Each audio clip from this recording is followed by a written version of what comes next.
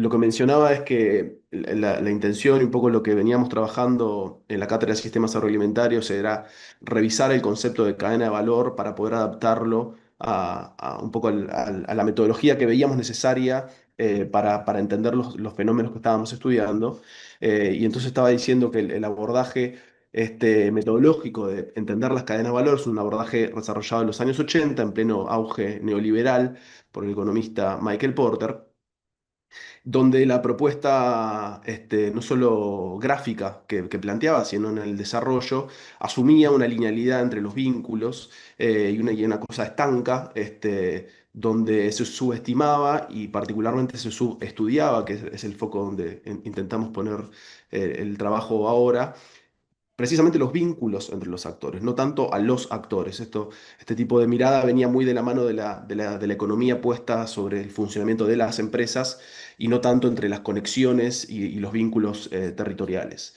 Entonces, como dice ahí el slide, es una abstracción que no tiene una mirada territorial, no hay uso de infraestructura, que es el foco de esta presentación, no hay operaciones logísticas, no hay intermediación financiera, no hay disputas tanto por el espacio como por el poder de negociación entre todos estos actores.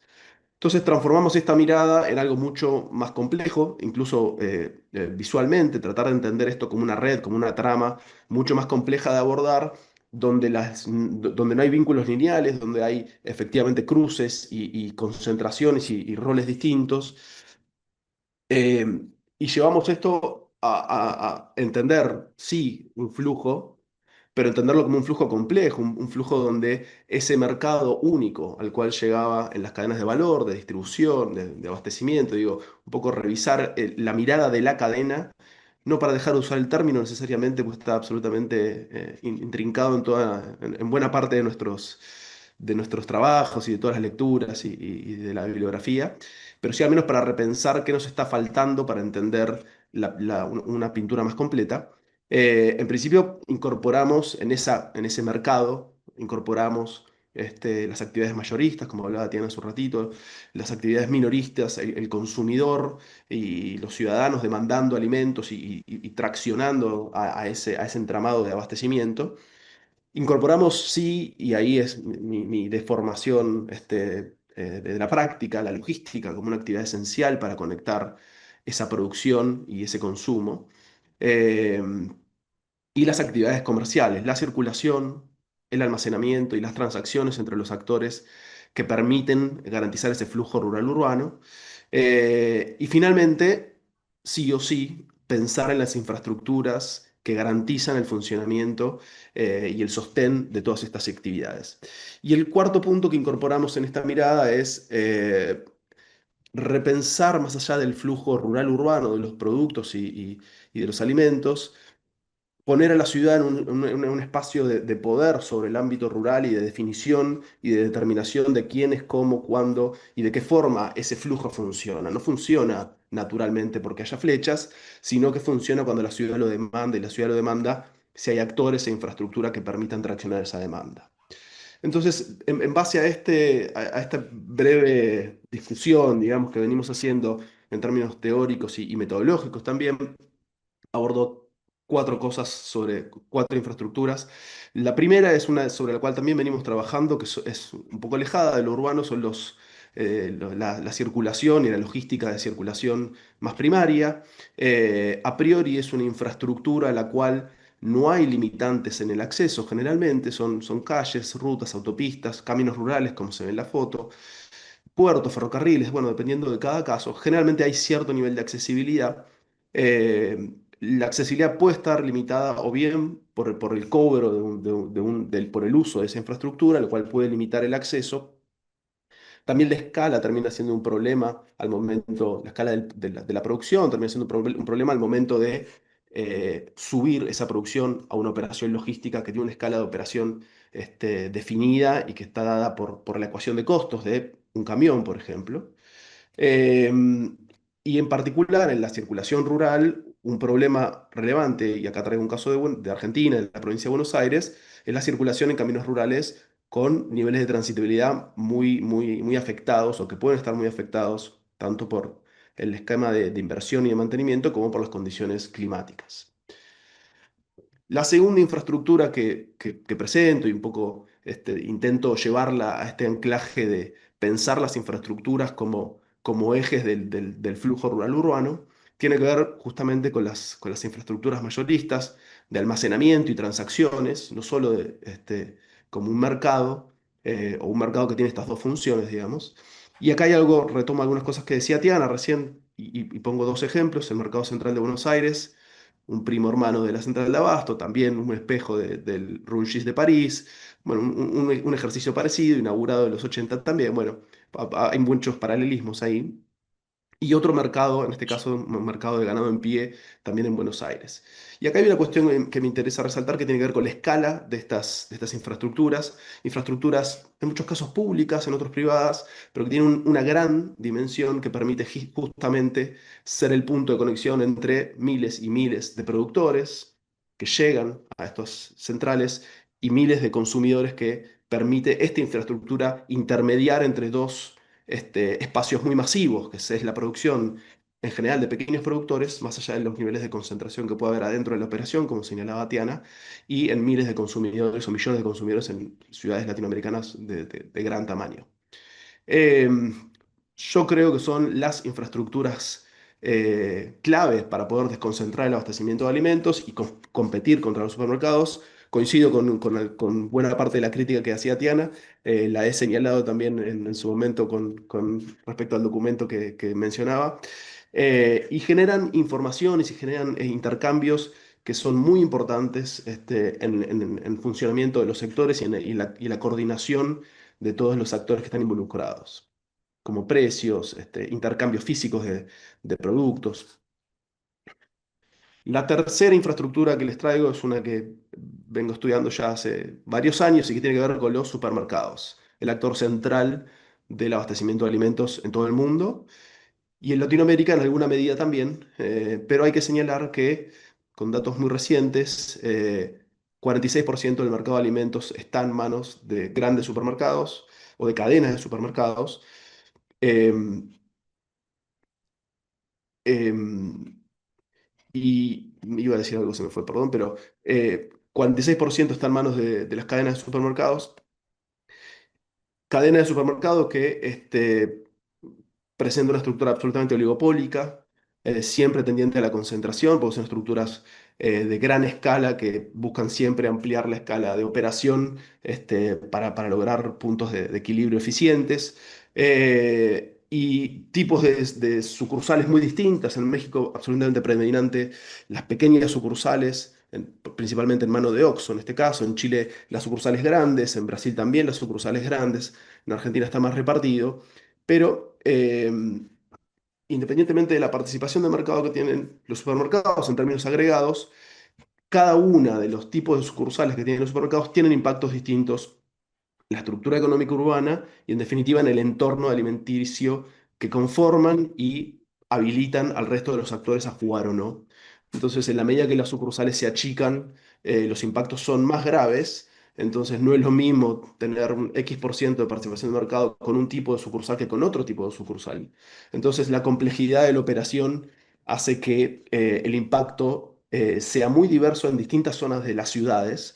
No alcanza desde mi punto de vista solo con entender qué participación de mercado tienen, sino que hay que entenderlo más a escala micro, escala más barrial, para ver qué impactos hay localmente y a escala barrial.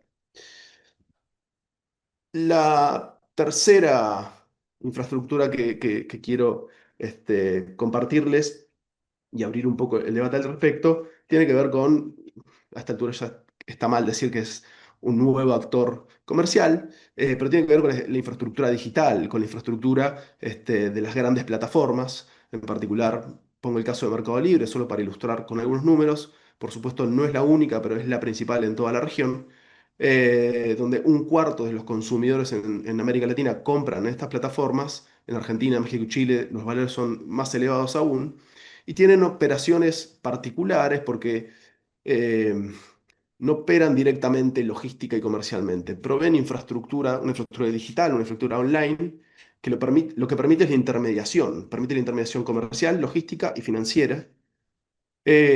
Y lo financiero en algunos casos pasa a ser, en el caso de Mercado Libre, por ejemplo, pasa a ser la principal unidad de negocios de Mercado Libre es Mercado Pago, que es la billetera electrónica, y en Argentina, por ejemplo, y no sé si en otros países también, ya se están habilitando como bancos.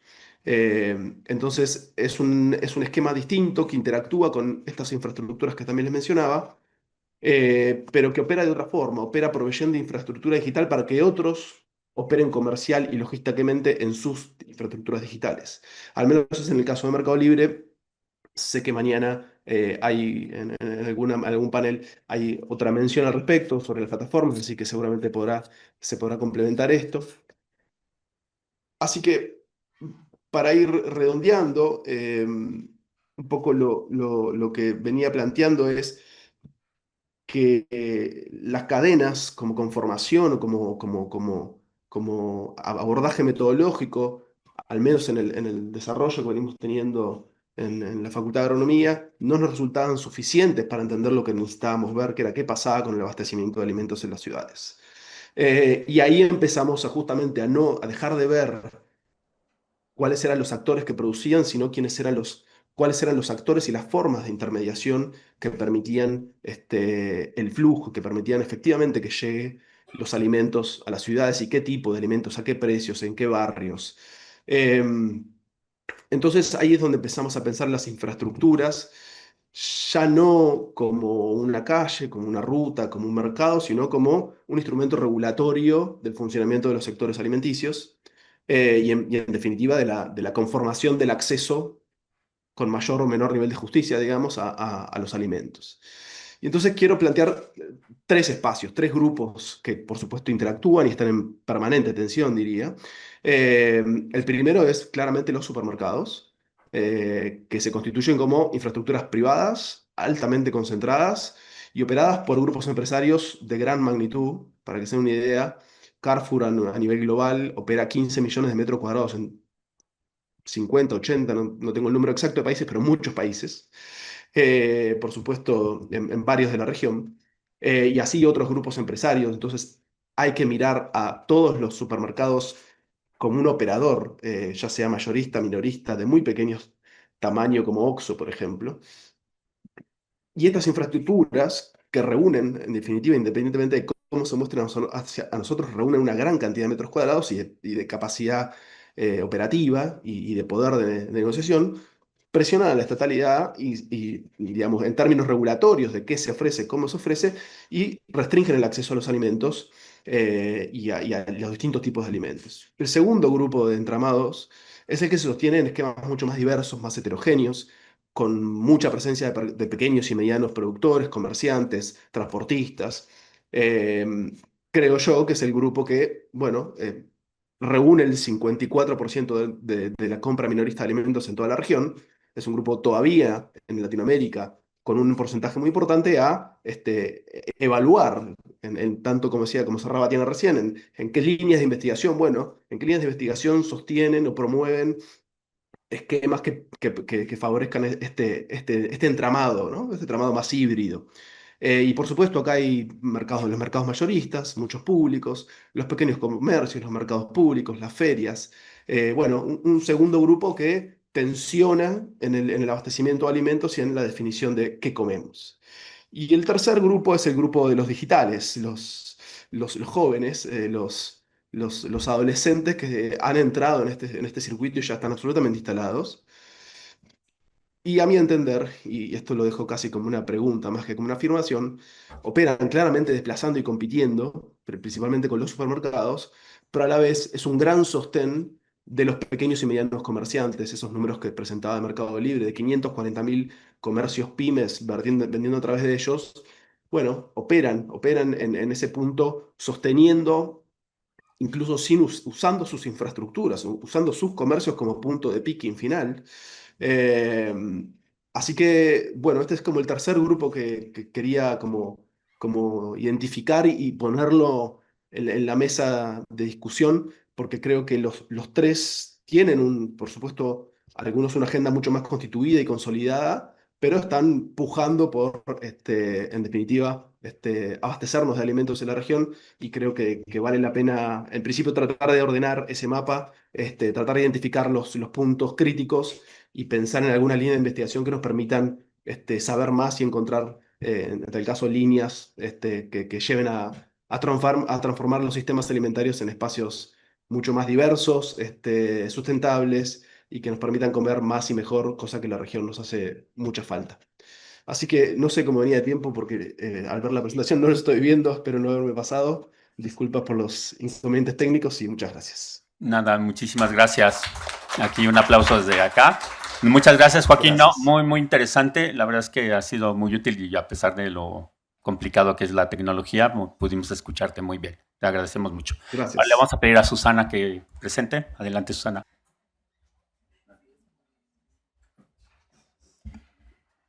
Bueno, pues muy buenas tardes a todos y todas quienes nos acompañan hoy.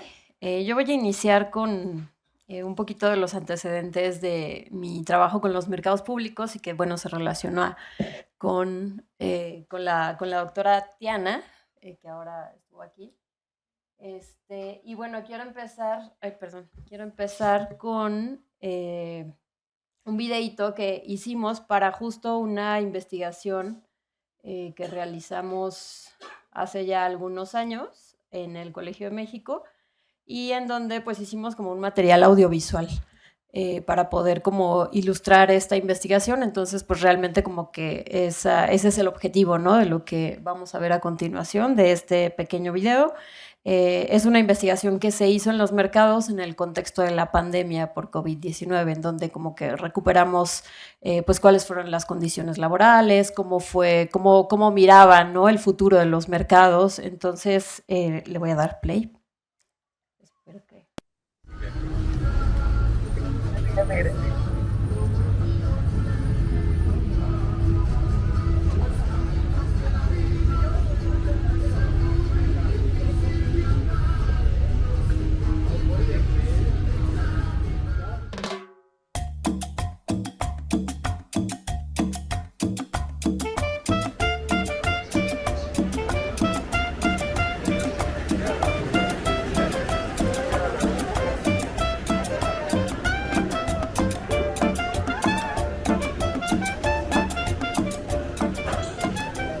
Hola, buenos días. Mi nombre es Clara Olivares. Mi edad son 42 años. Bueno, el local, mis papás ya tienen más de 40 años con él. Y yo, pues desde que era un adolescente venía a trabajar con ellos, a ayudarles. Entonces ya tendría como unos 20 años, yo creo, un poco más. Me llamo Laura Zenón Acevedo. Tengo 38 años. Por medio de una conocida llegué hasta aquí. No sabía nada del ramo, pero me gustó mucho y pues aquí estoy. Me ha sido de bendición. Yo soy Diana García. Tengo 58 años. Bueno, realmente es familiar. Yo desde jovencita crecí aquí. Pero haciéndome responsable del puesto tiene como 14 años.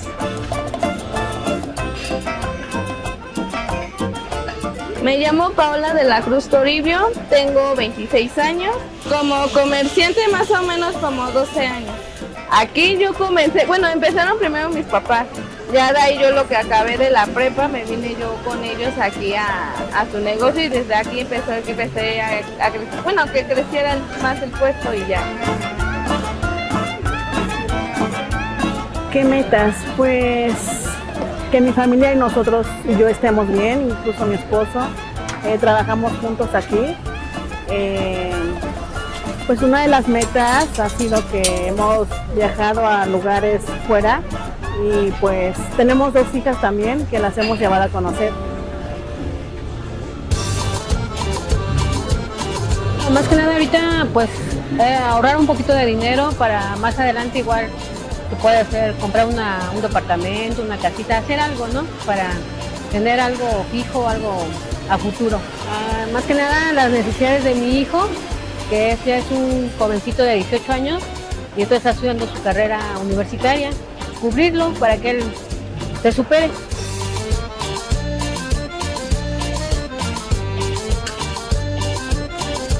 Bueno, la principal de este negocio no es mío, es de mi madre. Y como le comentaba, ella enfermó de Parkinson hace casi 20 años. Pero hace 14 ya no pude trabajarlo. Y tuvimos que venir a ponerle atención sin imaginar que realmente este puesto nos iba a dar para su atención médica.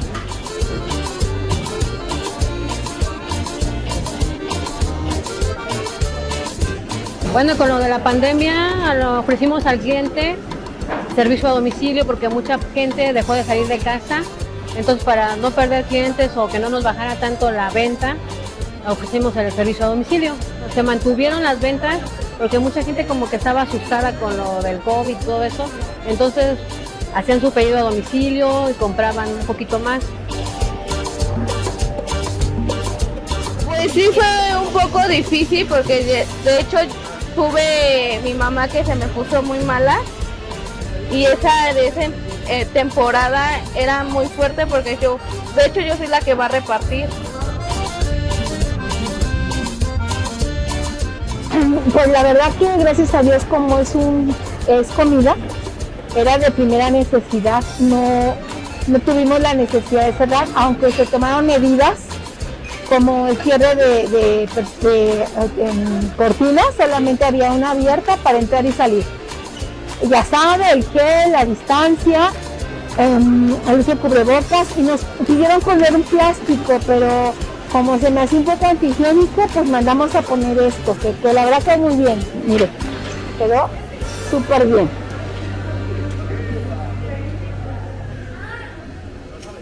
Ay, pues me gustaría que nos dieran vigilancia. Más que nada la seguridad. Yo creo que la seguridad e impulsar un poquito más de publicidad a los mercados públicos, porque casi no tenemos así como que mucha, por parte de la delegación no tenemos mucha, así como que nos promocionen o así, como a los centros comerciales.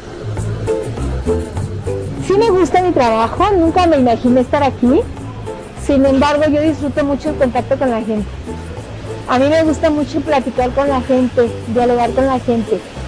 Y nosotros aquí llegamos a ser hasta psicólogos. Pues sí, o sea, sí me gusta acomodar todo, que se vea bien para la clientela. Igual el trato con la gente, algunas veces platicamos con algunas clientas.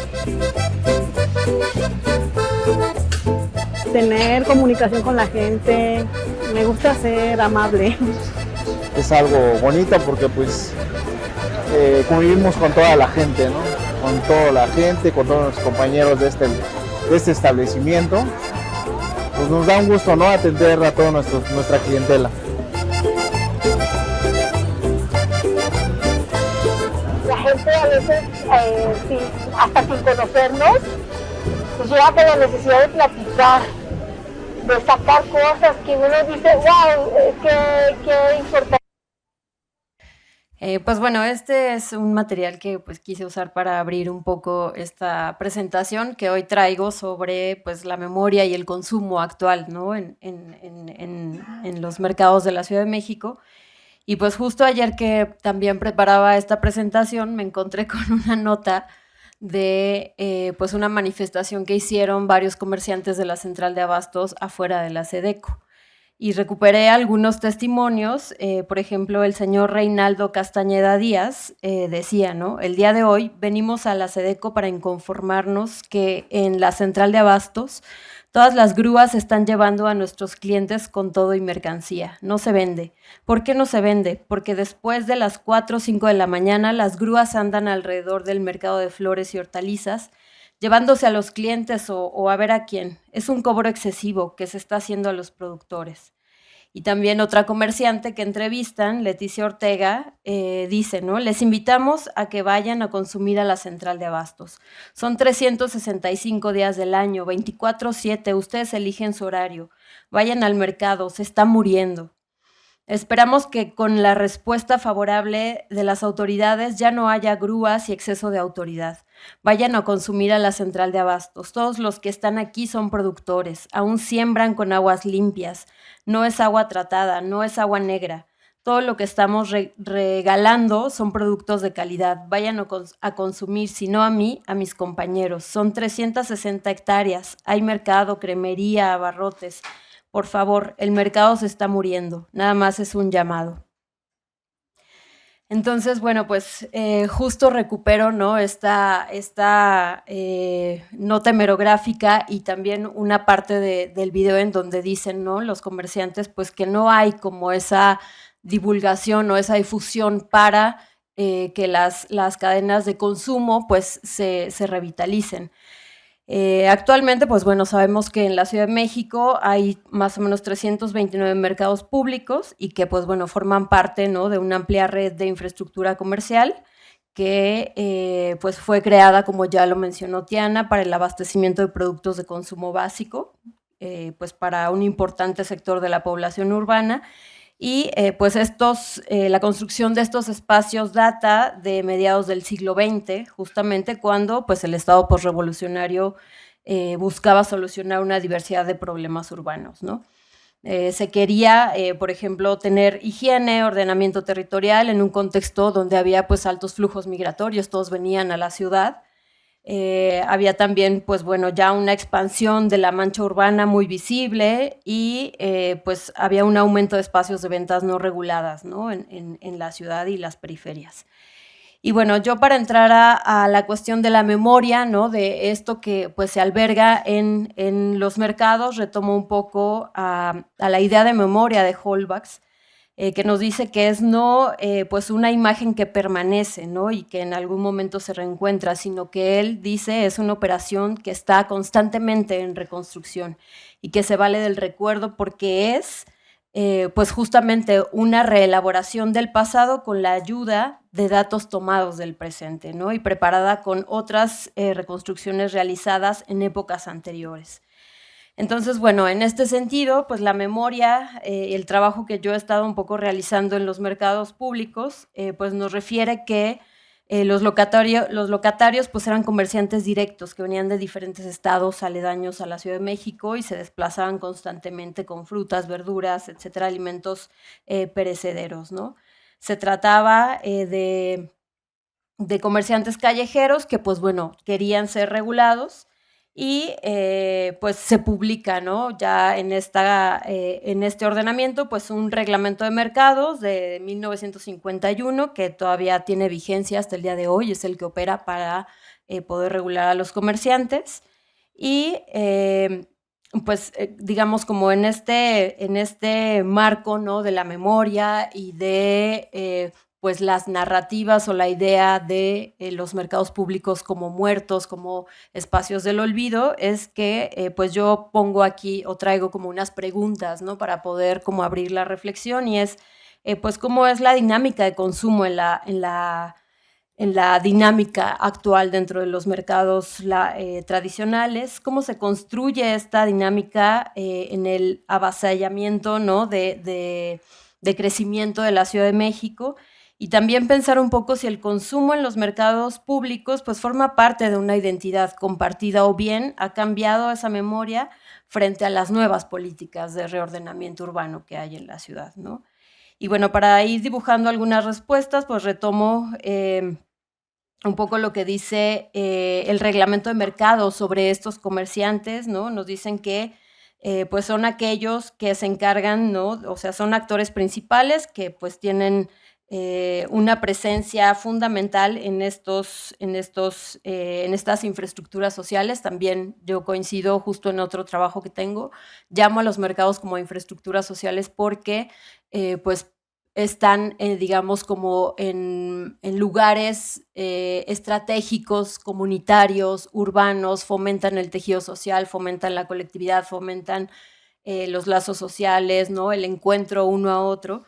Entonces, pues bueno, la figura del comerciante, ¿no? En el siglo pasado es pues totalmente prescindible para acercar el consumo a la oferta de alimentos y bienes básicos en la cadena de distribución y consumo urbano, ¿no? Las condiciones de trabajo, pues bueno, para ellos aparecen un tanto opacas, pues se estructuran de manera autónoma según cada comerciante, pero a su vez también se rigen con el reglamento de la Ciudad de México, ¿no? Y bueno, también hay algunos trabajos que históricamente nos dicen que pues el comerciante, ¿no? Como parte inicial de esta cadena de distribución, se construye a partir de una estrategia caracterizada por las intenciones oficiales de corporativizar a los pobres urbanos y el uso desmedido de la fuerza sobre pues aquellas poblaciones que en aquel entonces se negaban a participar en este proceso, ¿no? Nos dicen algunos autores justamente que pues bueno, los comerciantes se posicionan como sujetos privilegiados para el gobierno, pues son capaces de movilizar tanto medios jurídicos formales como informales para pues adelantar sus demandas, ¿no? Es por ello que pues los mercados para el entramado urbano desde el siglo pasado, pues bueno, había sido fundamental, ¿no? Y pues bueno, también retomando ahora como estas cuestiones del presente, ¿no? Creo que es importante retomar este tiempo, ¿no? Como un punto central para también analizar la memoria, porque pues el recuerdo no es visto como una sustancia que pues es inmutable o que existe por sí misma, ¿no? Sino como una operación dinámica de reconstrucción que une el pasado a lo que está sucediendo actualmente, como también lo dice Holbach, ¿no? Y pues bueno, es por ello que quise iniciar un poco con el trabajo audiovisual y con la nota hemerográfica para pues como ver qué hay de fondo, qué hay más allá, ¿no? De estas narrativas de que el mercado se está muriendo o de que pues todavía forman parte como del mercado del olvido, ¿no? Así me decía un comerciante que entrevisté, ¿no? Y pues bueno, algunos trabajos refieren en cuanto a la memoria que son los locatarios de más larga data los que recuerdan cómo fue el momento en el que se crearon los mercados y solo algunos de ellos han vivido y recuerdan las condiciones del mercado a como estaba el siglo anterior, ¿no? Autores como Ángela Giglia nos dicen que pues se sabe que existió una época anterior a la fundación del mercado y que es algo que pues digamos fue visto como una etapa de incubación o de gestación, ¿no? Todos los mercados se establecen, dice, porque ya existe un grupo de comerciantes que necesitaba justamente este trabajo digno. Y bueno, justo ya con este crecimiento que se da en la ciudad, ¿no? Con esta transformación urbana, pues la cadena de distribución empieza, ¿no? A cambiar. Entonces, digamos, estos comerciantes que son parte de las economías populares, pues digamos, empiezan como a adaptarse a estas transformaciones que vive la ciudad y también empiezan a construir un ritmo de consumo, ¿no? A partir también de la demanda de quienes acuden a los mercados públicos. Y bueno, este ritmo pues se va constituyendo a partir como de diferentes momentos, ¿no? Por ejemplo, cuando es diciembre, pues bueno, ponen las famosas romerías afuera de los mercados, hay una demanda mucho mayor, ¿no? Pero, pues bueno, en este panorama de transformación urbana, pues las aparecen, ¿no? Como ya lo dijeron los otros trabajos que me antecedieron, pues las cadenas, ¿no? de supermercados globales que pues vienen a hacer una competencia desleal a estos pequeños distribuidores, ¿no? O digamos, a este eslabón principal de la cadena de distribución. Entonces, pues bueno, la figura del comerciante y sus condiciones de trabajo se ven trastocadas al modificarse pues la estructura de la oferta de alimentos, ¿no? Debido también pues a los nuevos patrones de consumo. Al respecto, pues bueno, algunos trabajos de investigación como el de Giglia pues señala que en los últimos años por cada mercado público hay 11 supermercados o mini supermercados, ¿no? Entonces, pues bueno, se infiere que el papel, ¿no? de estos mercados públicos y uno de sus actores principales, como son los comerciantes y también los consumidores, pero en este caso los comerciantes, pues bueno, han quedado en una total asimetría, ¿no? económica y en un desequilibrio precisamente en el abasto de alimentos, ¿no? Actualmente, pues bueno, los mercados públicos solo cubren el 40% de la demanda, pese a que mantienen pues precios por debajo en algunas ocasiones, ¿no? de las tiendas de autoservicio, y pues también al incremento que hay actualmente de los productos de canasta básica, ¿no? En la ciudad. Entonces, pues bueno, ¿cuánto tiempo me falta? ¿Sigo? Termino, sí. ¿Ya terminó? No, sigue. Ah, Termina ok. de hablar. Ah, ok. Adelante. No te quedes. Ok, pues bueno, hoy en un trabajo etnográfico, ¿no? que sigo realizando constantemente, pues bueno, podríamos decir que la dinámica de consumo pues tiene un ritmo, ¿no? que inicia desde las 4 o 5 de la mañana, llegan algunos comerciantes para descargar mercancía que van a comprar a la central de abastos. Las cortinas del mercado todavía están abajo, solo se abre una para que puedan entrar con diablos y grandes cajas de fruta, verdura, pollo. Entre las 7 y 8 de la mañana, pues bueno, ya se abren las demás cortinas, se les ve a los comerciantes limpiar sus mesas, sacar utensilios de corte, acomodar carne, etcétera. Los trabajadores barren y limpian algunos pasillos, lavan trapos y empiezan a sacar y acomodar de manera pues atractiva la mercancía. Algunos consumidores empiezan a llegar desde temprana hora y se acercan a los pocos locales que se encuentran abiertos para realizar sus compras. También podemos notar, ¿no? en esta, digamos, como en este ritmo, pues como algunos locatarios ponen música desde temprana hora, se les ve tomando un café, un pan, tamal, pidiendo licuados, jugos, se saludan entre ellos y poco a poco, pues bueno, se va desplegando la dinámica de hacer atractiva la venta, la adquisición, el consumo, qué buscaba, qué le damos, qué va a llevar, hasta llegar a una atmósfera cotidiana en donde, pues bueno, todos están ocupados ofertando mercancía, acomodando fruta, bajando costales de verdura y proveyendo también afectos, reconocimientos, emociones, ese lazo humano que no se encuentra en los supermercados, ¿no? Los colores vívidos y los olores de una mezcla de productos perecederos pues se van impregnando en el ambiente del mercado, sábados y domingos, pues esta dinámica va increciendo, ¿no? Se colocan los puestos aledaños al mercado, las romerías en donde hay venta de elotes, esquites, tlacoyos, quesadillas, cosméticos, dulces típicos mexicanos, ¿no? Se conforma una verbena popular y un ambiente casi festivo por las relaciones de intercambio comercial que involucran reconocimiento y emocionalidades altas con cada cliente que se presenta, ¿no? Entonces, pues bueno, en esta dimensión la memoria se hace presente, pues gran parte de los locatarios son partícipes de esta memoria pasada y también viva de los cambios ocurridos en el entorno del mercado. Nos ofrecen un registro fiel de las distintas dinámicas urbanas que son características de pues los barrios de la ciudad, ¿no? Y bueno, esto también se va complejizando pues con el reordenamiento del contexto urbano, que por supuesto es un punto medular, ¿no? Todos los comerciantes, según refiere Giglia, pues han vivido estos cambios recurrentes que no tienen que ver solo con las características del espacio físico o la infraestructura del mercado, ¿no?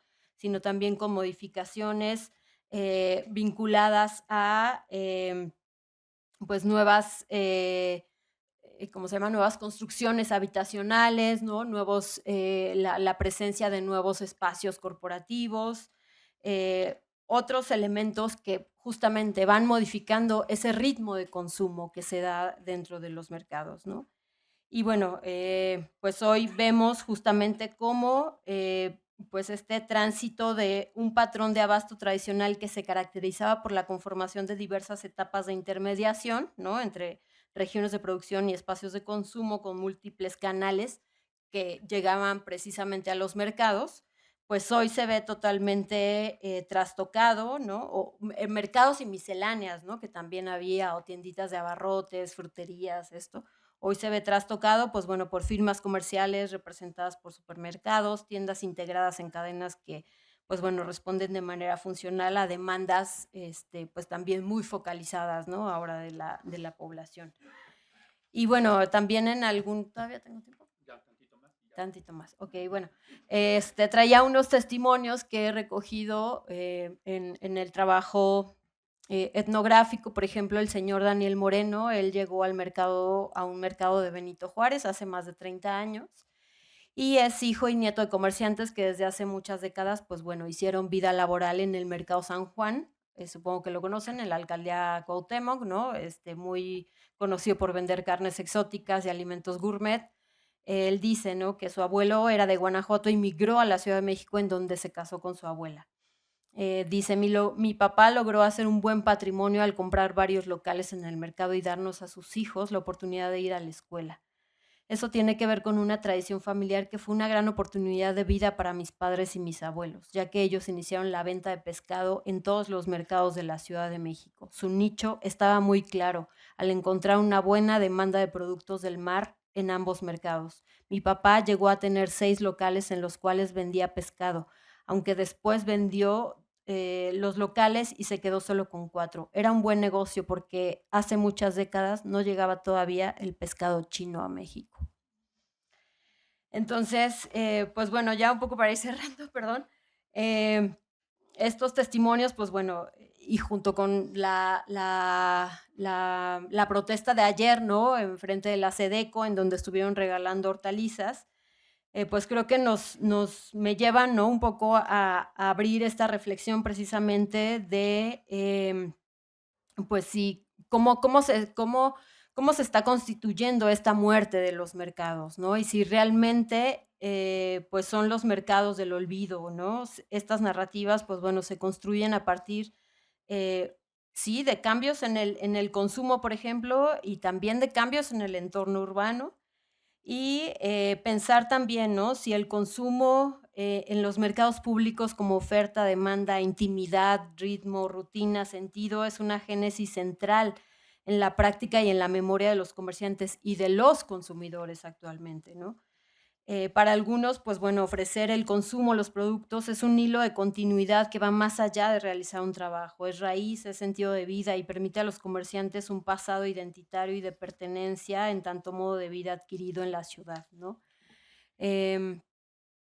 Bueno, a partir justamente de la nota hemerográfica y de ver lo que hay hoy en el entorno urbano, pues bueno, recoger testimonios, pues me permite justamente, pues lanzar como estas generalizaciones de lo que sucede, ¿no?, en la dinámica de consumo, en donde, pues bueno, ya productos de origen global están haciendo presencia, ¿no?, a esta competencia, en donde pues también hay nuevas oportunidades o nuevas ofertas, ¿no?, que le restan importancia a los mercados públicos, en donde pues también las autoridades tienen una función importante para poder regular esa competencia desleal, en donde pues la memoria justamente les ha servido a estos comerciantes como un estandarte para pues luchar, ¿no?, frente a estas políticas regulatorias de desplazamientos territoriales y de pues expropiación de espacios del comercio popular. Sería todo. Muchas gracias. Gracias. Bueno, muchísimas gracias, Susana. No te quería interrumpir, creo que era muy interesante todo lo que estabas diciendo. Me parece muy, muy importante todos esos testimonios, ¿no?, de las personas con las que has trabajado, y creo que hay preguntas muy interesantes que podemos debatir, reflexionar. Bien, le voy a dar la palabra a Luisa, ¿no?, que está en Brasil. Entonces, adelante, Luisa, es tuyo el tiempo. Boa tarde a todas e todos, boa noite aqui do Brasil. Agradeço a Yari pelo convite, a possibilidade de participar online com vocês e ouvir todas as contribuições dos demais panelistas. Eu peço desculpas pelo português, eu vou tentar falar o mais devagar possível para facilitar a compreensão. Hoje eu vou apresentar o trabalho intitulado A Produção de Alimentos Saudáveis em Feiras Agroecológicas no Brasil. Meu nome é Luísa Cavalcante, sou doutoranda do Programa de Alimentos, Nutrição e Saúde da UFBA e membro do Núcleo de Pesquisas, de Estudos e Pesquisa em Alimentação e Cultura, coordenado pela professora Lígia Amparo, que está aí nos representando. Bom, nessa apresentação eu compartilho parte de uma pesquisa etnográfica em curso que acompanha feiras agroecológicas no Brasil, feiras urbanas agroecológicas, Meu foco é compreender como se produzem as práticas e noções de alimentação adequada, saudável e sustentável em 2 feiras agroecológicas das cidades de Brasília, no Distrito Federal, e Salvador, na Bahia, a partir dos encontros entre os atores que estes territórios envolvem. Hoje, meu foco da apresentação será a Feira da Ponta Norte, em Brasília. Na primeira parte da apresentação, eu faço um breve comentário sobre o contexto brasileiro. As feiras agroecológicas em centros urbanos surgem no Brasil como parte de um projeto político maior, ligado às lutas por soberania alimentar, reforma agrária e produção sustentável. Esse processo está intrinsecamente ligado a práticas sociais, culturais e políticas que ressignificam as relações entre os espaços rurais e urbanos e reconfiguram os modos hegemônicos de produção dos alimentos, assim como noções de saúde, alimentação saudável e sustentabilidade, para citar só alguns exemplos. A sua construção é uma estratégia deliberada de aproximação entre campo e cidade, uma aproximação que é tanto física, na medida em que os produtos do campo são trazidos para o ambiente urbano, quanto simbólica, ao questionar e transformar as relações de poder e conhecimento que tradicionalmente separam esses espaços.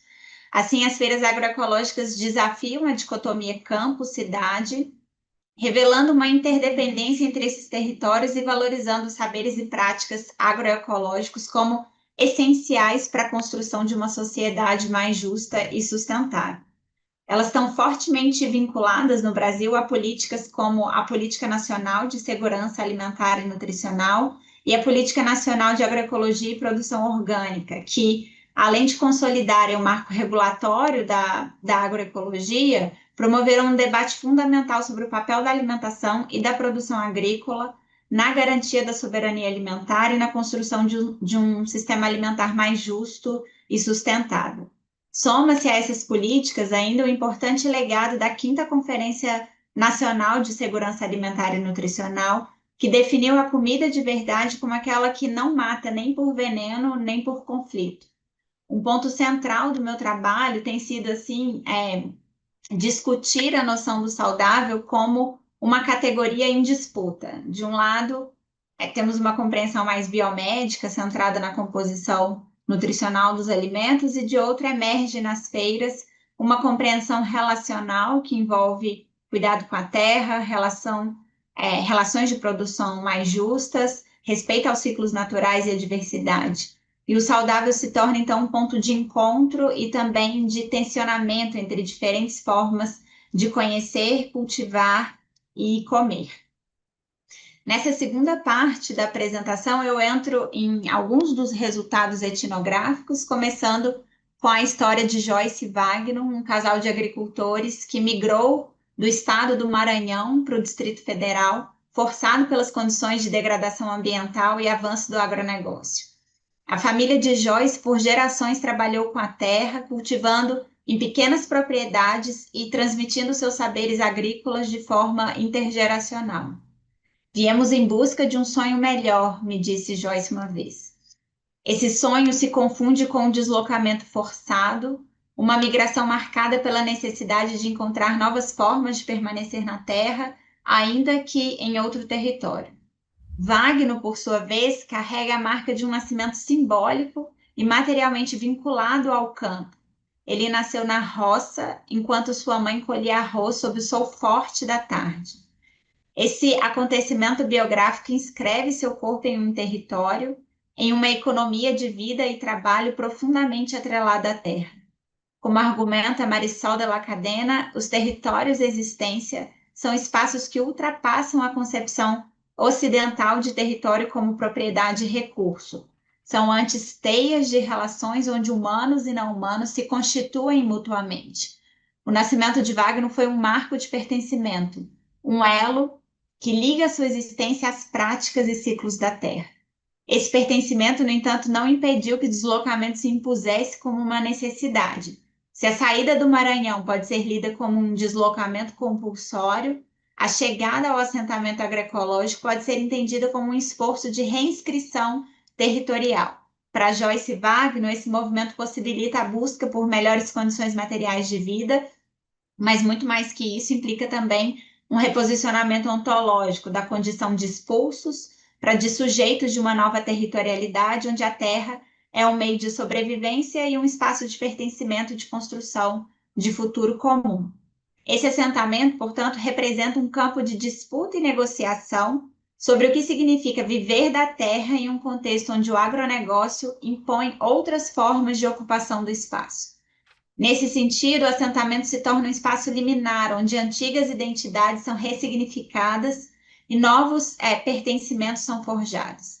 Essa transição pode ser pensada como um devir agricultor, no sentido proposto por Deleuze, em que o sujeito se transforma ao se relacionar com novos arranjos humanos e não humanos. Então, quando Joyce e Wagner chegaram ao assentamento, a terra estava dura e silenciosa, marcada por anos de monocultivo de eucalipto. Aos poucos, com cuidado, observação, surgiram os primeiros sinais de vida.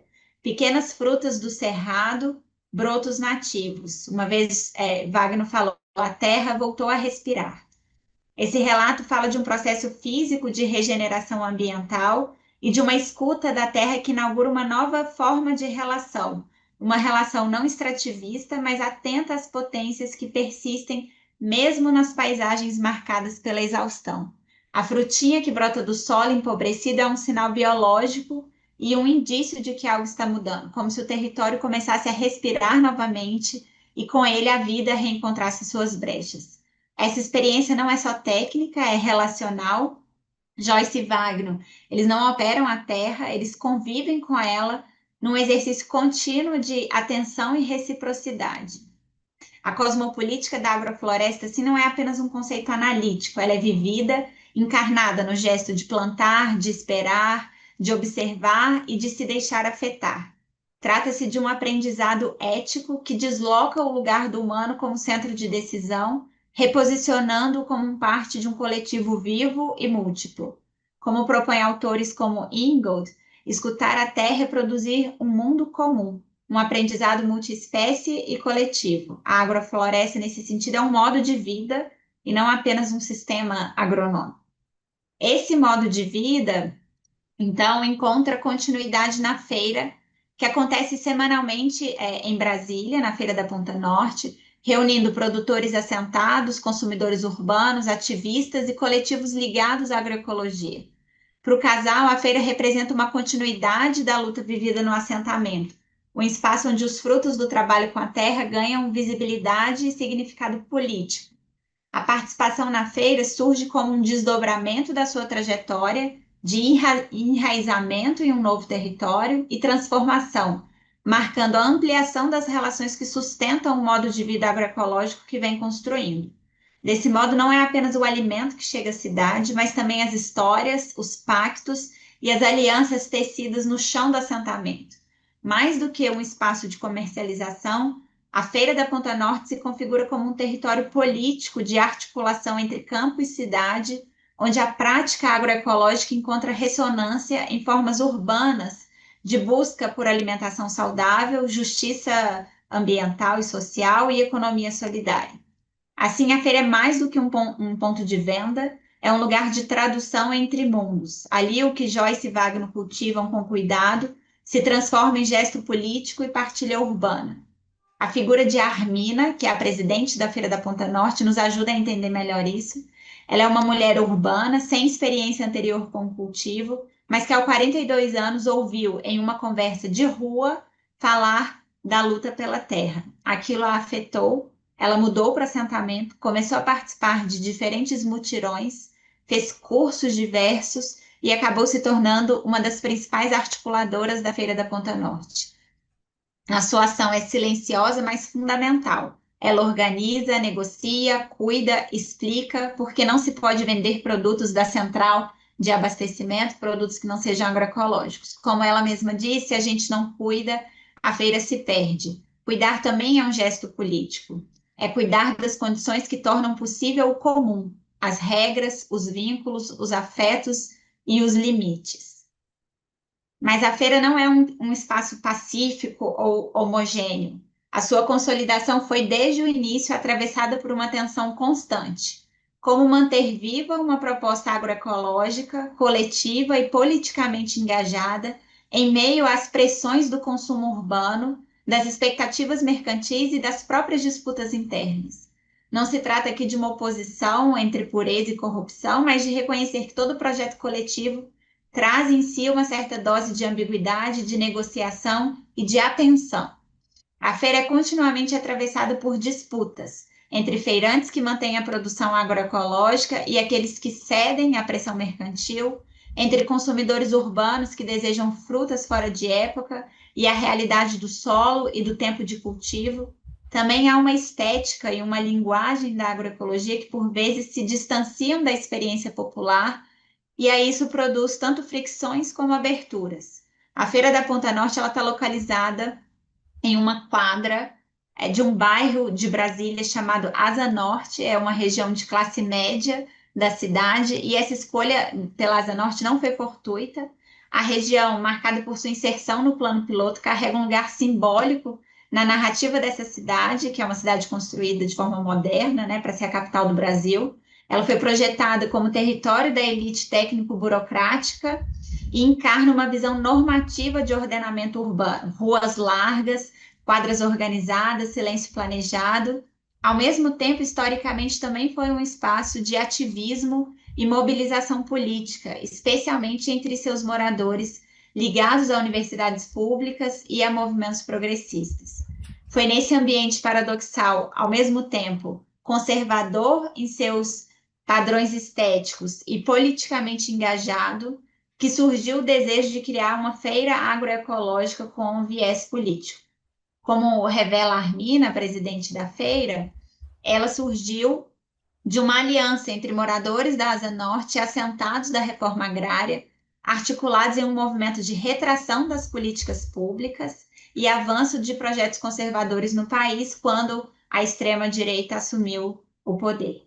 Essa aliança se materializou entre as quadras, onde barracas, produtos e panfletos passaram a coexistir. A presença da feira na Asa Norte altera os fluxos da cidade, produz ruídos, convoca encontros.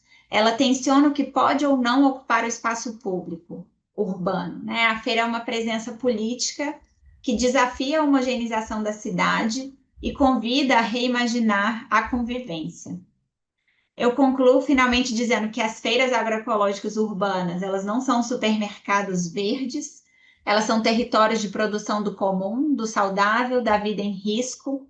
As práticas e noções de alimentação adequada, saudável e sustentável emergem ali de forma situada, relacional e tensionada, e esse processo envolve o cuidado, luta, escuta, disputa e composição entre mundos. São espaços de fricção entre o urbano e os limites da agroecologia, mas é também nas fricções que se expandem as possibilidades de articulação e convocação para se reimaginar e reelaborar outros modos de vida possíveis. Então, as feiras são esse lugar onde se produz continuamente não apenas a comida, mas as relações, os futuros e as resistências. Muito obrigada. Gracias.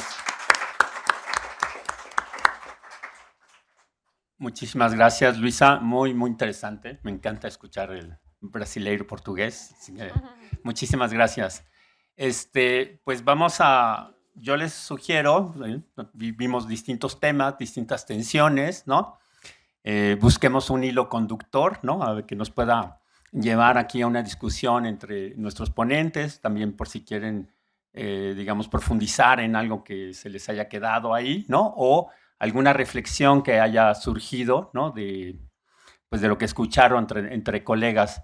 Entonces, si quieren, podemos empezar como empezamos las ponencias, por si quieren decir algo más de lo que quisieran, o si quieren hacer una reflexión a partir de lo que dijeron los otros ponentes. Empezamos con Tiana. No, pues en realidad a mí me da muchas ganas, o sea, me dio mucho gusto escuchar a Susana y a Joaquín. Tengo que confesar que me costó muchísimo entender el portugués, me cuesta mucho, pero ahí más o menos por las láminas le entendí, pero más bien me interesa mucho, o sea, escuchar de ustedes también, como del público, ¿no? Sus preguntas y reflexiones, como tenemos poquito tiempo. Yo creo que en realidad sí hay un hilo conductor como fuerte y que tiene que ver justamente con la cuestión de qué pasa con las infraestructuras en contextos cambiantes. O sea, creo que tanto Susana, ¿no? Y el relato de la protesta y se está muriendo el mercado, como Joaquín, ¿no? Hablando de estos diferentes tipos de infraestructuras. O sea, creo que es una discusión importante porque las infraestructuras tienen pues vidas que son mucho más largas de, digamos, los regímenes políticos en los cuales nacen. Y entonces, ¿qué pasa con ellos? No es que se convierten en ruinas, no es que se vuelven obsoletos, no se convierten en elefantes blancos, a pesar de que eso es como un discurso que circula mucho entre los comerciantes, pero también es un discurso. Pero ¿qué pasa con ellos, no? Y creo que eso es una pregunta que nos tenemos que plantear, ¿no? ¿Qué pasa con ellos? ¿Qué está pasando con ellos? ¿Y qué puede pasar con ellos? O sea, yo sí veo eso como un hilo conductor que dispara esas preguntas para mí.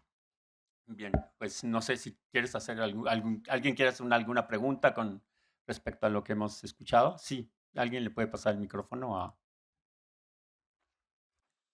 Buenas tardes. Mi pregunta está enfocada a la circulación de mercancías que están ustedes desarrollando en las diferentes estructuras de mercado que va desde los mercados locales hasta hoy en día las estructuras digitales.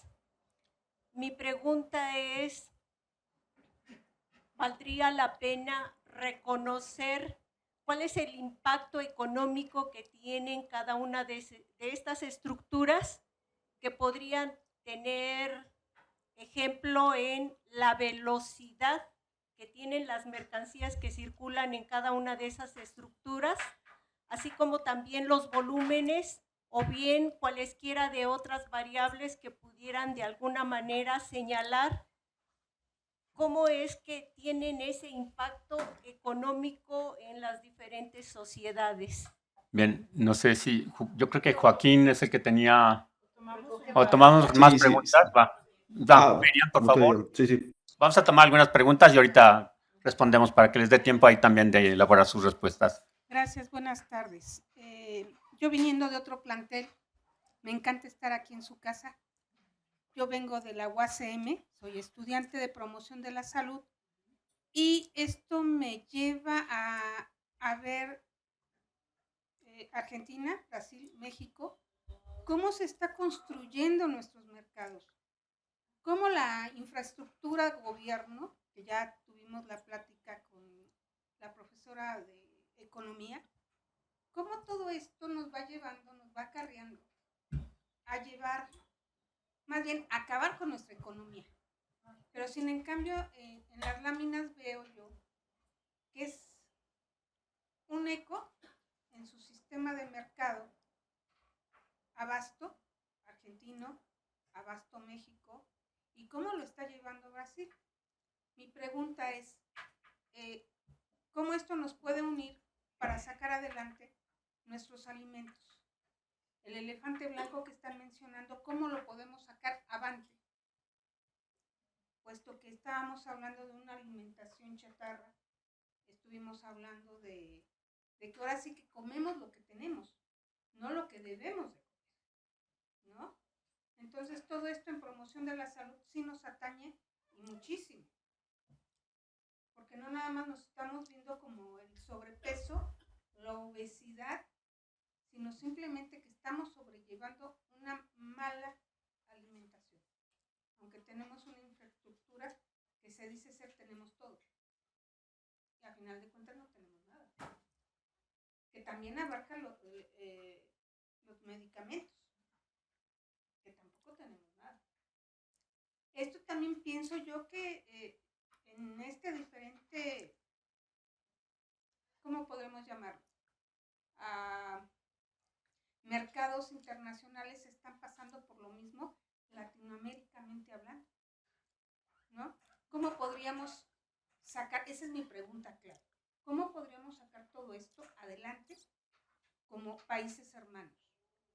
Bien. ¿Cómo? Allá atrás, sí. Ok, incluimos hasta Ella y ya. Sí, adelante, por favor. Tú. Pensando en este libro de Corey Hayden sobre las farmacias similares y cómo se multiplican y cómo el Estado está como involucrado en esta como nueva infraestructura que se vende, o digamos que el ethos es lo mismo pero más barato. Entonces yo he estado pensando como en eso, ¿no? Como cuál es el ethos de esta infraestructura. Por ejemplo, pensando en el Oxxo, ¿no? O pensando en los supermercados, sería como lo mismo pero más rápido, o lo mismo pero más qué. Y un poco también pensando en la presentación de Tiana de, ok, estas son los beneficios, pero entonces, ¿cuáles son los nuevos ethos? O desde dónde cómo se sitúa ahora, ¿no? Y cómo se vincula con estas otras infraestructuras, por ejemplo, como las de la salud, ¿no? En términos de lo mismo, pero más barato de las farmacias similares y cómo funciona. Gracias. Miriam, por favor, acá adelante. Gracias. Bueno, yo quería decir dos cosas. Una, me parece que particularmente en la exposición de Luisa, pero también en la de Susana, ¿no? El papel de las relaciones sociales es algo que es fundamental y es algo en lo que se busca, ¿no? Se busca continuamente y bueno, pues yo en algún trabajo que hicimos hace ya tiempo encontramos la importancia de las redes de las relaciones de confianza, ¿no? Entonces, por ejemplo, cosa como que la fecha de caducidad no es tan confiable como el que yo vea a la señora todos los días ahí embolsando, etc. Sin embargo, pues también me hace pensar que todas estas formas que ustedes presentaron aquí, todas existen hoy. Y hoy en la Ciudad de México existe el Oxxo, existen las redes alimentarias alternativas, existe la central de abastos, etcétera, ¿no?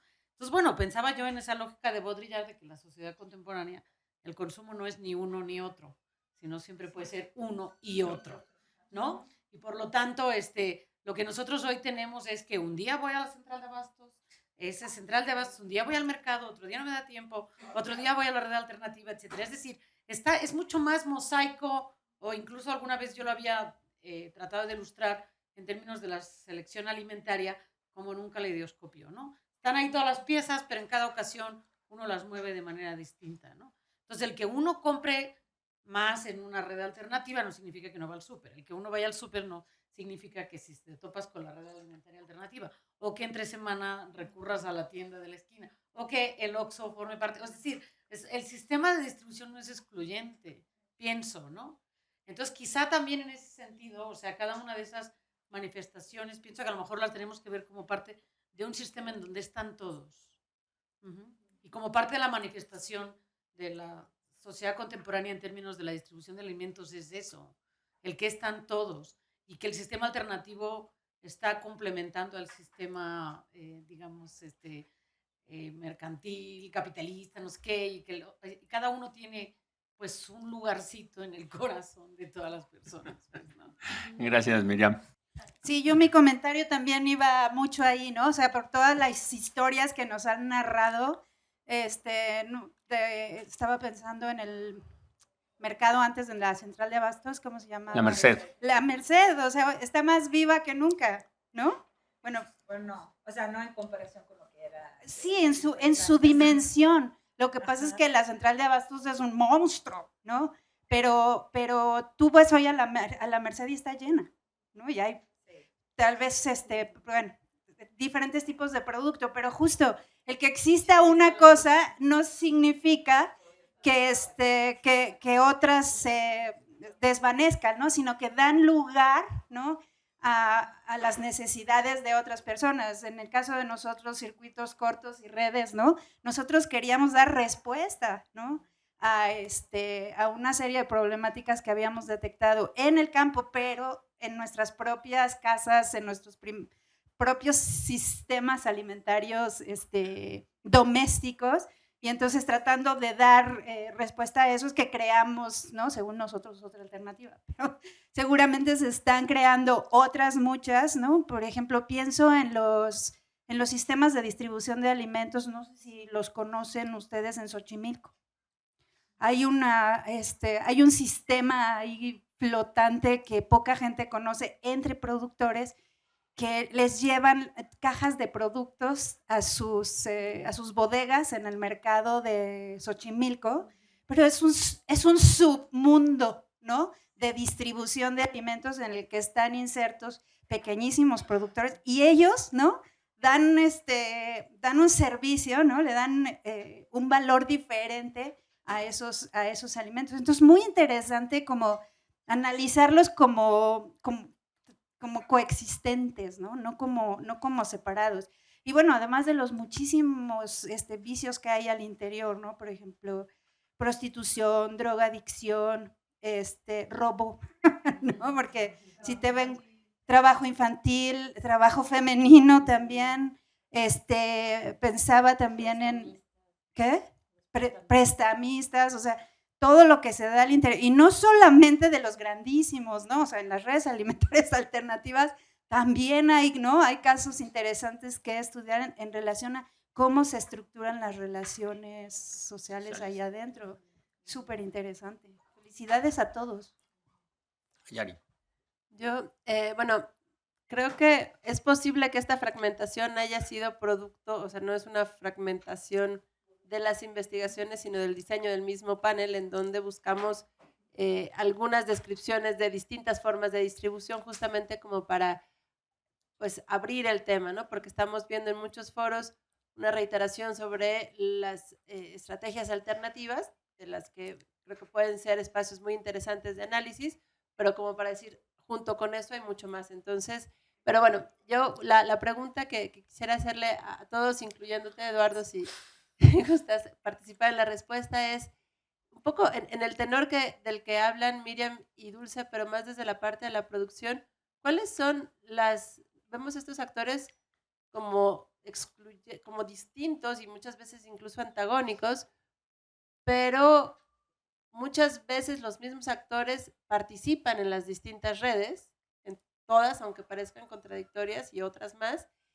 Y también podría, y más para allá iría la pregunta, haber un cierto potencial, ¿no? ¿Cuáles serían como los potenciales que ven ustedes, si es que los ven, de vinculación entre estos actores que, digamos, están siendo marginados poco a poco por el mercado, mercados públicos, central de abasto, redes alimentarias alternativas, ferias y otras maneras de distribución? ¿Hay un espacio de vinculación como para ir ganando terreno, tal vez desde la perspectiva que nos hablaba Blanca en la mañana, de ir generando resistencia?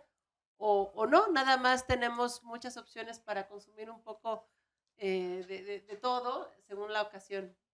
No sé, esa era la pregunta.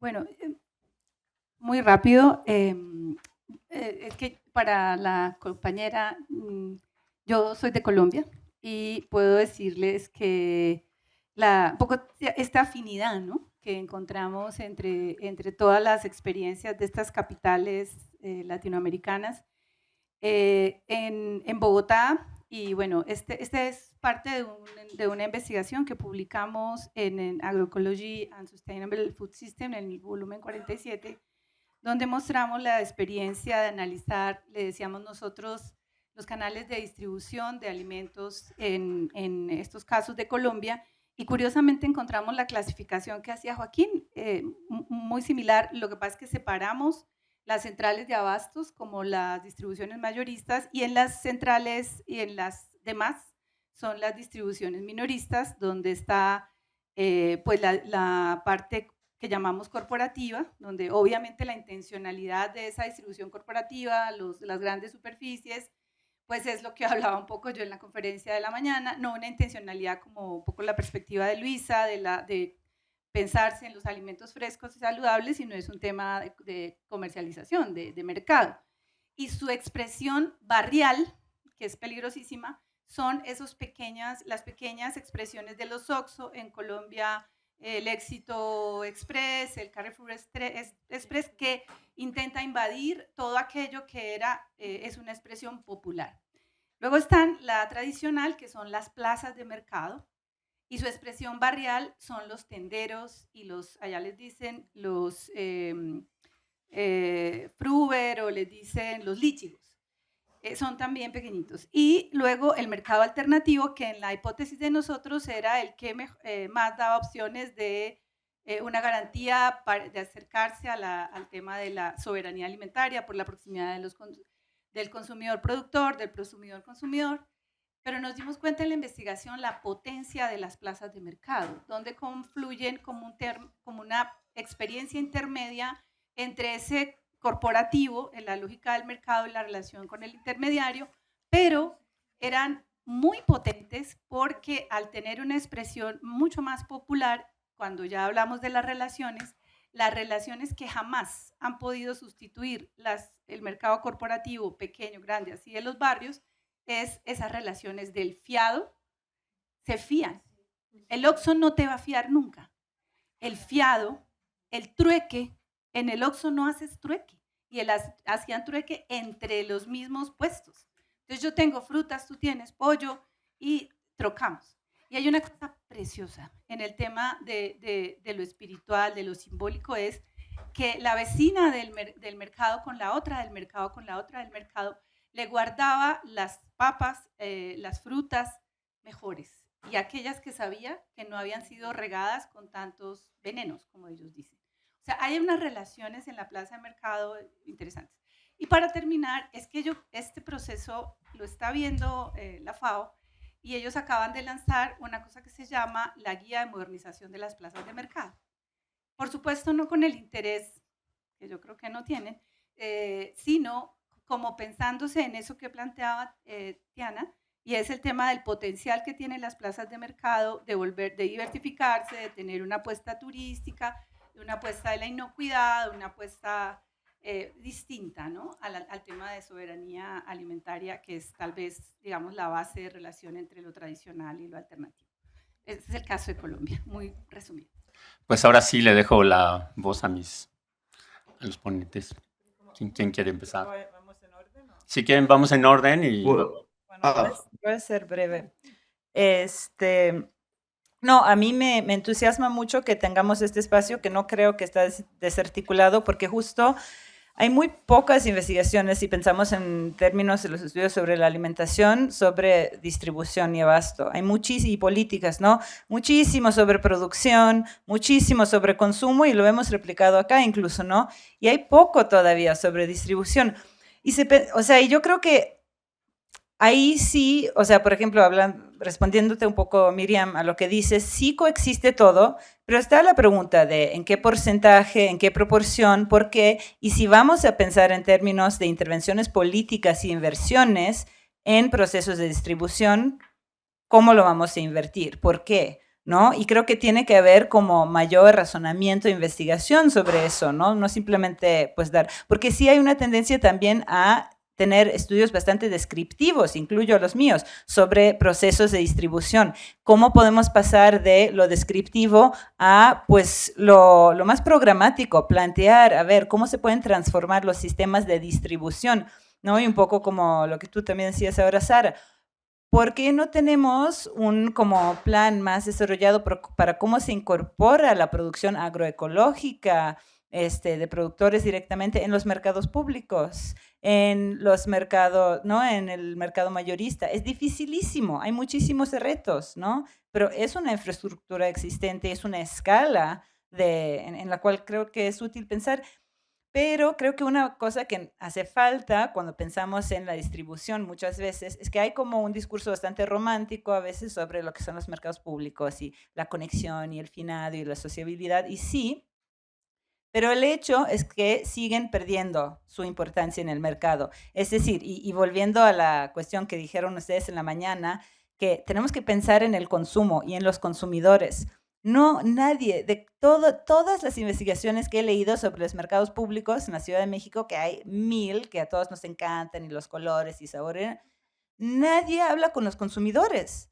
Nadie habla con los vecinos que ya no van allá, que bueno, te fían, pero también son groseros de repente, o de repente te cobran demasiado. O sea, sí creo que tenemos que salir de un discurso como que romantiza mucho el comercio popular por ser comercio popular y pensar, a ver, es comercio, el comercio es una cosa compleja, el comercio es una cosa donde pues hay que pensar en intervenciones posibles y en justo el papel de los consumidores y sus necesidades. Un mercado público que cierra las puertas a las 5 de la tarde, perdón, pero eso, ¿cuál es su lugar en una ciudad donde la gente tiene jornadas laborales y no se trasladan O sea, realmente, y eso no es algo que se plantea mucho. Es como, no, hay que invertir más, la infraestructura está mal. Sí, pero también, o sea, pensemos en eso como algo, no como arcaico, sino algo vivo y cómo se puede proyectar hacia un futuro.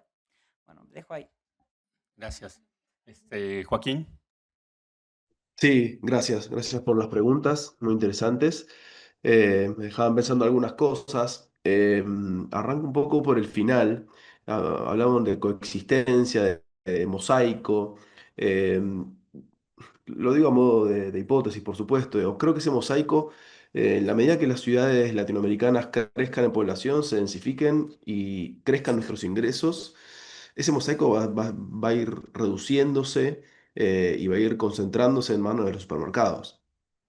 Esa es la tendencia global. Si uno analiza qué pasa globalmente con los supermercados, siguen una tendencia muy clara en ir en ocupar los mercados, llamemos de ingresos medios, como Latinoamérica, eh, y ocupar las ciudades donde se concentra el consumo. En la medida que ese consumo vaya creciendo por estos efectos que yo mencionaba, ese mosaico se va a ir transformando y va a ser cada vez bueno, una pintura más a la europea o a la norteamericana, donde los supermercados dominan con participaciones de mercado mucho más elevadas. Respecto tomo algo de lo que decía, creo que era Ayari, que mencionaba qué formas de articular, ¿no? Me atrevo a dar una respuesta que ella no lo mencionó, ella no habló de articular a los supermercados, a las cadenas de supermercados con otros actores comerciales. Pero yo miré, bueno, mi doctorado lo hice en Barcelona, y analicé un poco en mi estancia allá la dinámica en Barcelona en particular y en Europa. Y en Barcelona hicieron algo que para mí corría cierto riesgo, y un poco yendo a lo que decía Tiana recién, lo que hicieron fue articular a los mercados públicos, una red de mercados públicos muy establecida, de muchos años, muy sostenida con inversión pública.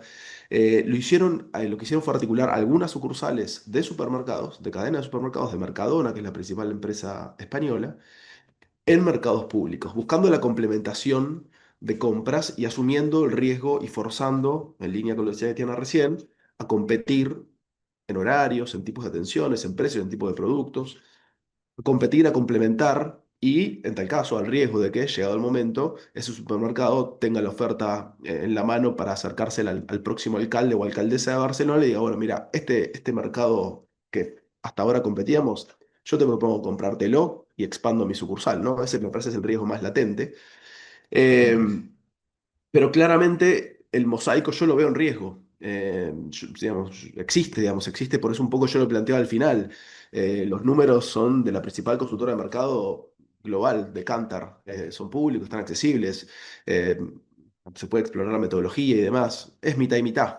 Entonces, esa mitad, que son los supermercados, bueno, tienen sus herramientas y su propio esquema de inversión y de planificación para trascender el mosaico actual que estamos viendo.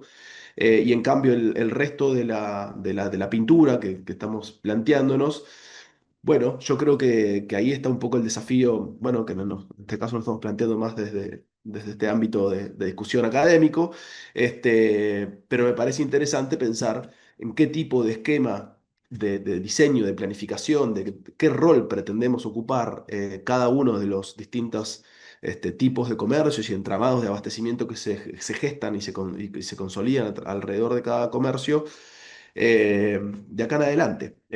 Y cierro con esto, el mercado central de Buenos Aires, como decía antes, primo hermano de varios otros, pero en particular de la central de Abasto, tiene una historia muy particular, porque el inicio de su plan es del año 62, con una consultoría francesa que traía el mercado de París. Contexto argentino, complejo, no viene al caso, se inaugura en el 84 con la llegada de la democracia y con una discusión muy fuerte durante toda la dictadura militar, la última dictadura militar, respecto al rol del Estado en un mercado. Ese mercado se inaugura, deja de funcionar como estaba previsto a los pocos años, en los 90 se liberaliza y hoy aloja entre distintos centros logísticos al principal centro logístico de Mercado Libre. El principal ingreso del mercado central es alquilar espacios para Mercado Libre. Entonces, ese mosaico, nos podemos parar en la puerta del mercado central de Buenos Aires y decir, esta es una corporación estatal y pensar cuál es el rol del Estado en esta participación, en qué tipo de entramados de abastecimiento de alimentos configuran, pero si corremos la puerta y miramos un poco atrás qué está pasando, está Coca-Cola, Pepsi, la principal cervecera argentina, que es una multinacional, CCU, y Mercado Libre ya tiene un centro de logístico y están empezando a construir un segundo. Entonces, ese mosaico está en riesgo, me parece. Entonces, creo que hay que pensar esto, al menos estos tres bloques, y vuelvo al cierre de mi presentación, un poco en línea con lo que venía planteando. Muchas gracias. Dejo Muchas que gracias, siga Jorge. el resto. Susana. Sí, yo creo que hace falta mucha profundidad sobre quiénes son, pues estos, o más bien cuáles son como estas características, ¿no? Que se están presentando en estas cadenas de distribución y consumo y demanda, ¿no? De los productos. Sin embargo, también creo importante, pues, partir un poco de la premisa de que, pues, bueno, por lo menos en México y varios países de América Latina, pues, son países con una desigualdad muy, muy, muy arraigada, ¿no? Entonces, bueno, más bien, ¿quién accede a qué, no? O sea, ¿quién puede acceder a los productos de las grandes cadenas, ¿no? De supermercados, cómo, cuánto, ¿no? Cada cuándo, etcétera. Entonces, creo que por eso un poco planteo yo ahora en esta indagación que justo estoy iniciando con los consumidores, pues, ¿cuáles son esos ritmos de consumo, no? O sea, efectivamente, a lo mejor van una vez al mes al Walmart, pero también, pues, van al tianguis de los fines de semana, pero también compran algo en el Oxxo, pero también, ¿no? Entonces, creo que, o sea, sí hay un mosaico, ¿no? Que no creo que sea ni bueno ni malo, pero sino que simplemente, o sea, parte, creo, como de una plataforma pues, de desigualdad social, ¿no? Y que eso, pues, también va polarizando y va, pues, cancelando quizás la posibilidad de acceder a ciertas, pues, no sé, a ciertas mercancías, incluso ciertos servicios, ¿no? Que se dan dentro de los mercados, dentro de los centros comerciales tan grandes, etcétera. Entonces, pues sí, yo también como que apuntaría más, ¿no? A darle, pues un valor mucho más grande a estas cadenas que vienen directamente, ¿no? De los productores, como esto que mencionaban de Xochimilco, también hay ese programa de la Chinampa a tu casa que te lo traen hasta acá, ¿no? Creo que eso sería, ¿no? Como un buen impulso para quienes están en el eslabón más bajo en este mosaico, en esta competencia, ¿no? Y otra cosa que, bueno, también tiene que ver con esta mirada de desigualdad es, quizás pienso yo, pues en pues todo este engranaje de mercadotecnia que tienen las grandes cadenas, pues ha generado también otro tipo de consumos, otros hábitos, ¿no? Entonces, pues bueno, ¿cómo quizás transformar ese hábitus, ¿no? Que quizás ya tenemos muchos, ¿no? De comprar unas papitas en el Oxxo a mejor, pues no sé, o sea, ir por otra cosa más saludable, ¿no? Quizás ahora ya hay aquí en la ciudad, pues bueno, esto tiene que ser obligatorio, ¿no? La alimentación nutritiva en las escuelas, los niños ya no pueden consumir alimentos chatarra, pero bueno, de todas maneras, al salir se encuentran con ellos, ¿no? Exacto, ajá, siempre hay opción, ¿no? Gracias a ese mosaico siempre hay como esa opción, pero sí pensar pues un poco en cómo pues seguir paliando pues sí, esa desigualdad, esa diferencia que hay entre quién accede a qué, ¿no? A qué servicios, porque bueno, quizás nosotros pues sí vivimos en una zona muy, pues sí, donde hay esa oferta, pero bueno, la ciudad es mucho más, ¿no? La ciudad es Tláhuac, es Milpalta, entonces todas esas personas que tienen de mosaico, ¿no? O sea, cómo se configura el mosaico para ellos, ¿no? Sería eso. Gracias. Muchas gracias. Luisa, adelante. Obrigada pela oportunidade de ouvir as perguntas e também de pensar nesses termos de cadeias de distribuição. Isso tem me ajudado a refletir sobre o meu próprio objeto de estudo. E o que eu fiquei pensando sobre essa questão tem relação com os paralelos que a gente vê, por exemplo, na apresentação da Susana sobre o mercado ao garimpo que se vê no Brasil com a morte desses mercados públicos tradicionais e os impactos materiais e subjetivos desse processo. E eu fiquei pensando, no caso do meu estudo, na feira agroecológica frente à morte desses mercados públicos tradicionais, ao crescimento dos mercados hegemônicos, né, as grandes redes de mercado e as feiras tradicionais. E aí é interessante pensar que as feiras, eu acho que isso adiciona uma camada de complexidade ao cenário, porque as feiras agroecológicas emergem num cenário de disputa entre essas diferentes redes e muitas vezes se vinculam a uma estratégia de estabelecimento de um diálogo com o urbano.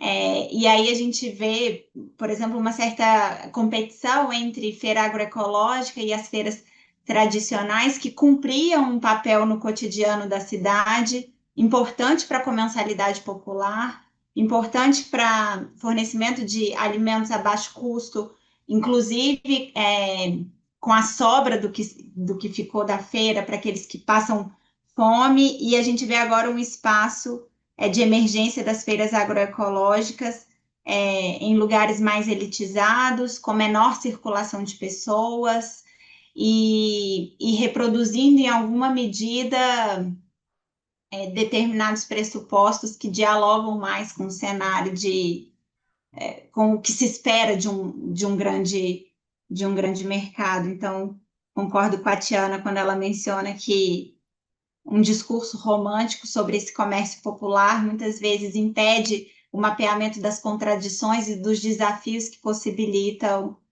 lidar com esse contexto, né? Para que mais pessoas possam acessar no sentido de fortalecer os circuitos curtos e a produção de alimentos saudáveis num processo que fomente a economia solidária. Então, fiquei pensando nessa linha, né, a partir do que foi perguntado.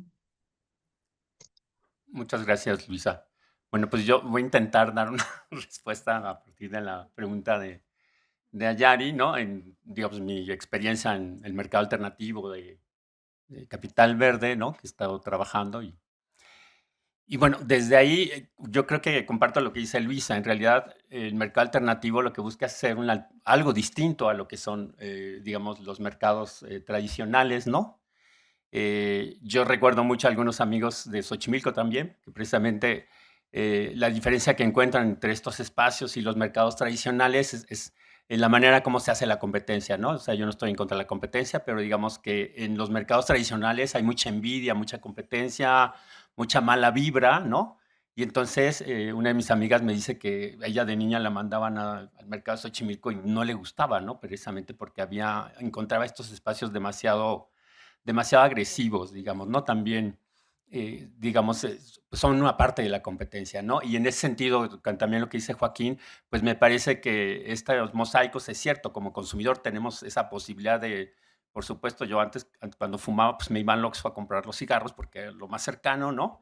Y me iba a la comercial porque me queda ahí cerca y trabajo en un mercado alternativo y pues cuando voy al mercado pues compro la comida que puedo ahí porque no hay todo tampoco o los precios son algunos inaccesibles, ¿no?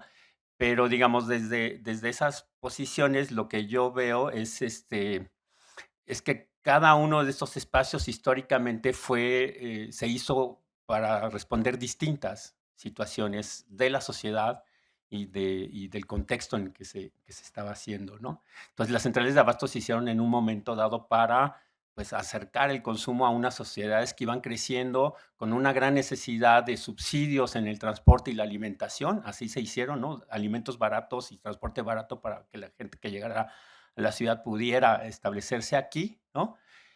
Con todo lo que se implicó, no a todos los que estuvieron en la Merced, que se fueron a la central de abasto, les fue bien. Yo tengo un tío que no le fue bien, ¿no? Pero bueno, se hizo ese tránsito, ¿no? Y luego aparecieron las grandes superficies, ¿no? Y bueno, con otra lógica, con una manera también de circuitos cortos, ya no necesitaban de la central de abastos para abastecerse, sino ya ellos directamente con prácticas un poco leoninas, ¿no? Es decir, toda consigna y lo que se vendía te pago y lo que no se vende no te doy. digamos, así es como se hicieron, ¿no? Y sigue habiendo muchísima gente que va los miércoles a la Comer a comprar. Uno llega el miércoles a la Comer y no hay carritos porque toda la gente va a comprar cosas muy baratas. También es cierto que desde el consumo, y habría que hacer muchos estudios sobre la caracterización de qué tipos de consumidores existen, de acuerdo a los accesos, de acuerdo a muchas otras cosas, porque la gente sigue pensando que lo más barato es lo mejor, ¿no? Así, o sea, no, por supuesto, en un país de desigualdades me parece que eso es cierto, ¿no? Claro, exacto. En un país de desigualdad, lo más barato es lo mejor, efectivamente. Entonces, ponerme a pensar que compro algo por otros valores, pues implica, pues, tener ese gran privilegio de salirse de esa situación de desigualdad, ¿no? Sí, bueno, ahorita. Y entonces, bueno, yo creo que desde ahí sería importante, ¿no? Yo no soy académico, me gusta la academia, y me gustaría participar, pero me gustaría ver que hagamos estudios sobre consumido y sobre distribución, ¿no? Para poder entrever qué cosas hay ahí y, bueno, luego ver si podemos apuntar a política pública. Y siempre creo que es más difícil, ¿no? O sea, ver todas las cosas tan complicadas que son, ¿no? Pero, bueno, apuntalar hacia ciertas políticas públicas, a ciertos espacios, a ciertas negociaciones con otros actores sociales, ¿no? Y lo cierto es que desde mi experiencia, muchos de los productores con los que trabajo, efectivamente también están en distintos canales de distribución, ¿no? O sea, no solamente están en el mercado alternativo, sino buscan, por supuesto, por su propia necesidad, sobre todo cuando empiezan a crecer, ¿no? Y que empiezan a tener gente que, pues, tienen empleos y tienen responsabilidades con ellos, pues tienen que abrir sus canales de comercial y necesitan más espacios de comercial. Y a veces pues tienen que llegar a estos otros espacios que están ahí también, ¿no? Entonces, bueno, yo ahí dejaría y Dulce quiere decir algo, así que cerramos. A ver, si la última. Como que una cosa queda clara para mí. Ahí está. La alimentación es política, ¿no? Y también es cultural. Entonces, en ese sentido es que cada vez tiene que haber más opciones para comprar alimentos de distinta naturaleza, de distintas calidades, ¿no? Entonces dice Joaquín, el desafío es no desaparecer estos tipos de comercios de cara adelante. ¿Sí? ¿Realmente es el desafío, Joaquín? Yo preguntaría, o sea, yo siento que el desafío está más en justamente que la gente viva el consumo como algo político, ¿no? Los estudios de consumo, ¿quién nos los ha ganado? La gran industria. Son los que tienen los estudios de consumo de todo, paletas, chicles, lo que se te ocurra y antoje. Entonces, nosotros desde las academias hemos dejado, ¿no? Estos estudios, entender estas relaciones culturales, estas necesidades a las grandes industrias. Yo creo que ese es el desafío, ¿no? Entender entonces cuáles son las faltas, cuáles son las resistencias que se crean a partir de la construcción de estos espacios, cuál es la vida política que hay, ¿no? En torno a estos espacios y cómo ganan unos y otros esos espacios. Nosotros en redes alimentarias hemos estado fregando durante los últimos 8 años para que se consideren las redes dentro, ¿no?, de la política alimentaria. ¿Y saben qué ha pasado?